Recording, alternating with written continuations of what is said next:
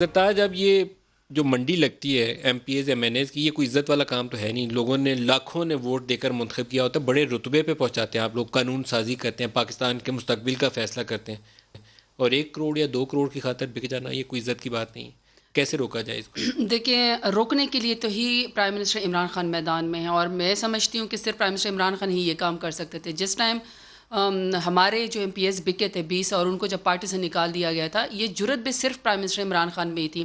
اور اس میں نے آپ کو ابھی جو دینا ناز کو اور ان کی تصویریں دیکھی ہیں، وہ کسی نے پیپلز پارٹی میں شامل ہو گئے، کوئی پی ایم ایل این میں شامل ہو گئے، اور جس کی بھی جو فوٹیج آتی جا رہی ہے، جس کے اوپر ثابت ہوتا جا رہا ہے. فار ایگزامپل کہ یہ جو لکھا ہوا ہے جس میں پتہ چلا کہ پیپلز پارٹی کے تو صرف 7 لوگ تھے، ان کے تو سینیٹرز آ ہی نہیں سکتے تھے.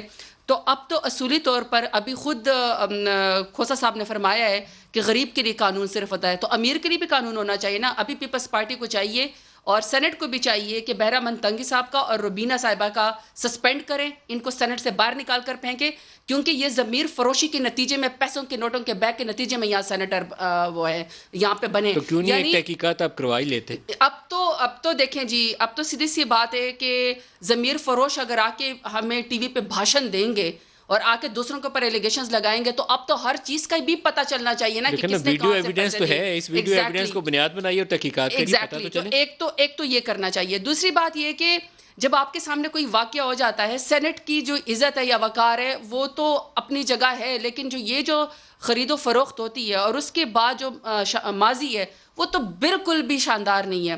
اس کے بعد ہم ایک بل لے کر جاتے ہیں یا ہم آرڈیننس لے کر جاتے ہیں اور ہم کہتے ہیں آؤ آ کے اس کے اوپر، تاکہ شو آف ہینڈ ہو، جس کے جتنے سینیٹرز بننے اتنے ہی سینیٹر، اور اگر آپ کے 5 بنے تو 5 بنے، 7 نہ بنے، یا 5 بنے تو 4 نہ ہو، کم نہ ہو. اب اس کے خلاف ابھی میں تھوڑی دیر پہلے حیدرآباد جلسے کی مولانا فضل الرحمان صاحب کی اسپیچ سن رہی تھی. اس میں وہ فرما رہے تھے کہ سپریم کورٹ کو اس دھندے سے باہر نکلنا چاہیے. یعنی کہ مولانا فضل الرحمان صاحب فرما رہے کہ یہ دھندا جاری رہے، اس دھندے میں مولانا فضل الرحمان صاحب پیسے لیتے رہیں، اس دھندے میں بڑی بڑی جو پارٹیاں وہ انسٹیٹیوشنلائز ہو کے اس کو جو ہے وہ کرپشن کرتی رہیں. اور میں جو بار بار الرٹ کر رہی ہوں کہ دیکھیں، جب اتنے پیسے دے کے یہاں تک پہنچتے ہیں تو وہ آگے کرتے کیا ہوں گے؟